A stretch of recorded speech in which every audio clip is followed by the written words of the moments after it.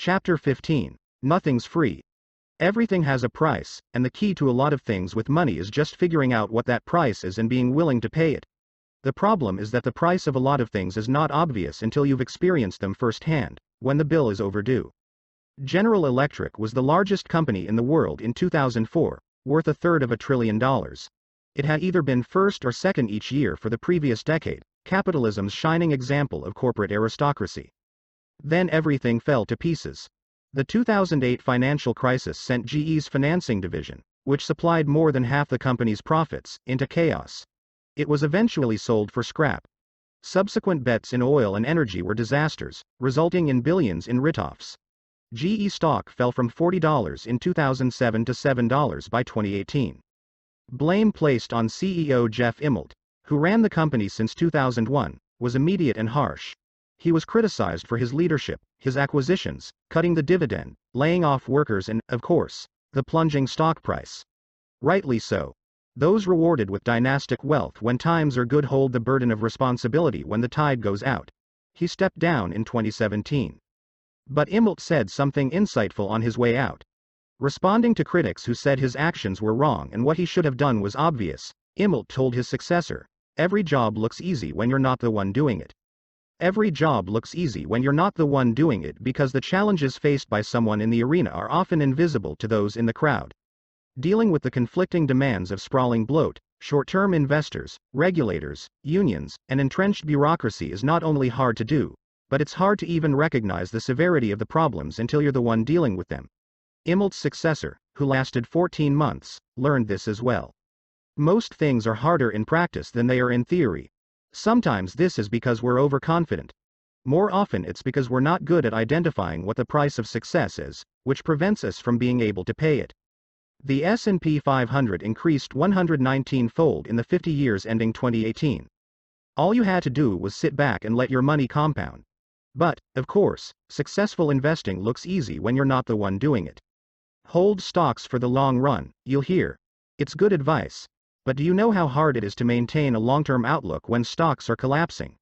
Like everything else worthwhile, successful investing demands a price.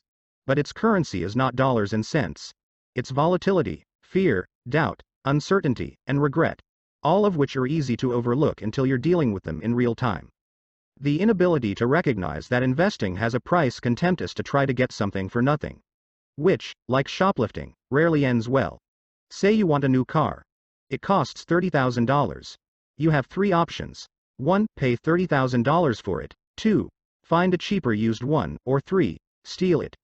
In this case, 99% of people know to avoid the third option, because the consequences of stealing a car outweigh the upside. But say you want to earn an 11% annual return over the next 30 years so you can retire in peace. Does this reward come free? Of course not. The world is never that nice. There's a price tag, a bill that must be paid. In this case, it's a never-ending taunt from the market, which gives big returns and takes them away just as fast. Including dividends, the Dow Jones Industrial Average returned about 11% per year from 1950 to 2019, which is great. But the price of success during this period was dreadfully high. The shaded lines in the chart show when it was at least 5% below its previous all-time high. This is the price of market returns. The fee. It is the cost of admission. And it hurts. Like most products, the bigger the returns, the higher the price. Netflix stock returned more than 35,000% from 2002 to 2018, but traded below its previous all-time high on 94% of days.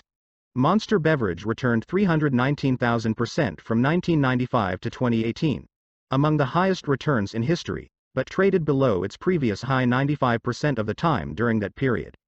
Now here's the important part. Like the car, you have a few options. You can pay this price, accepting volatility and upheaval. Or you can find an asset with less uncertainty and a lower payoff, the equivalent of a used car. Or you can attempt the equivalent of Grand Theft Auto. Try to get the return while avoiding the volatility that comes along with it. Many people in investing choose the third option. Like a car thief, though well-meaning and law-abiding, they form tricks and strategies to get the return without paying the price. They trade in and out. They attempt to sell before the next recession and buy before the next boom. Most investors with even a little experience know that volatility is real and common. Many then take what seems like the next logical step.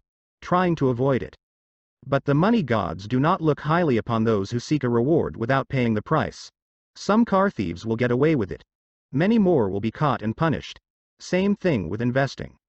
Morningstar once looked at the performance of tactical mutual funds, whose strategy is to switch between stocks and bonds at opportune times, capturing market returns with lower downside risk. To the power of 5, they want the returns without paying the price. The study focused on the mid-2010 through late 2011 period, when U.S. stock markets went wild on fears of a new recession and the S&P 500 declined more than 20%. This is the exact kind of environment the tactical funds are supposed to work in. It was their moment to shine. There were, by Morningstar's count, 112 tactical mutual funds during this period. Only 9 had better risk-adjusted returns than a simple 60/40th stock bond fund. Less than a quarter of the tactical funds had smaller maximum drawdowns than the Leave It Alone index. Morningstar wrote, with a few exceptions, tactical funds gained less, were more volatile, or were subject to just as much downside risk as the hands-off fund. Individual investors fall for this when making their own investments, too. The average equity fund investor underperformed the funds they invested in by 0.5% per year, according to Morningstar. The result of buying and selling when they should have just bought and held. To the power of 5. The irony is that by trying to avoid the price, investors end up paying double. Back to GE. One of its many faults stems from an era under former CEO Jack Welch. Welch became famous for ensuring quarterly earnings per share beat Wall Street estimates. He was the Grand Master. If Wall Street analysts expected 25 cents per share, Jack would deliver 26 cents no matter the state of business or the economy. He'd do that by massaging the numbers. That description is charitable, often pulling gains from future quarters into the current quarter to make the obedient numbers salute their master. Forbes reported one of dozens of examples. General Electric, for 2 years in a row, sold locomotives to unnamed financial partners instead of end users in transactions that left most of the risks of ownership with GE. To the power of 5 squared. Welch never denied this game. He wrote in his book Straight from the Gut. The response of our business leaders to the crises was typical of the GE culture. Even though the books had closed on the quarter, many immediately offered to pitch in to cover the earnings gap. Some said they could find an extra $10 million, $20 million, and even $30 million from their business to offset the surprise. The result was that under Welch's leadership, stockholders didn't have to pay the price. They got consistency and predictability, a stock that surged year after year without the surprises of uncertainty. Then the bill came due, like it always does. GE shareholders have suffered through a decade of mammoth losses that were previously shielded by accounting maneuvers. The penny gains of Welch's era became dime losses today. The strangest example of this comes from failed mortgage giants Freddie Mac and Fannie Mae, which in the early 2000s were caught underreporting current earnings by billions of dollars with the intention of spreading those gains out over future periods to give investors the illusion of smoothness and predictability. To the power of 5 cubed the illusion of not having to pay the price. The question is, why do so many people who are willing to pay the price of cars, houses, food, and vacations try so hard to avoid paying the price of good investment returns? The answer is simple. The price of investing success is not immediately obvious. It's not a price tag you can see, so when the bill comes due it doesn't feel like a fee for getting something good. It feels like a fine for doing something wrong. And while people are generally fine with paying fees, fines are supposed to be avoided. You're supposed to make decisions that preempt and avoid fines. Traffic fines and IRS fines mean you did something wrong and deserve to be punished.